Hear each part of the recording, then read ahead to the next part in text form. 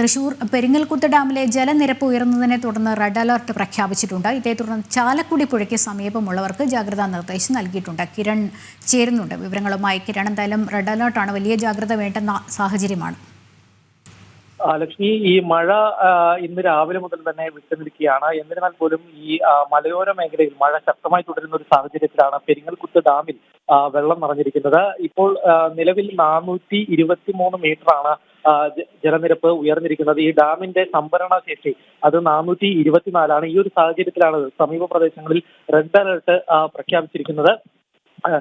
അതോടൊപ്പം തന്നെ ഈ ചാലക്കുടി പുഴയുടെ തീരത്തുള്ള താമസക്കാരോട് ജാഗ്രതാ നിർദ്ദേശവും ജില്ലാ ഭരണകൂടം പുറപ്പെടുവിച്ചിട്ടുണ്ട്. ഏതായാലും ജില്ലയിൽ നിലവിൽ ഇപ്പോൾ മഴ തോർന്നു നിൽക്കുകയാണ്. എന്നാൽ പോലും ഇന്നലെയൊക്കെല്ലാം തന്നെ ശക്തമായ മഴയാണ് പെയ്തിരുന്നത്.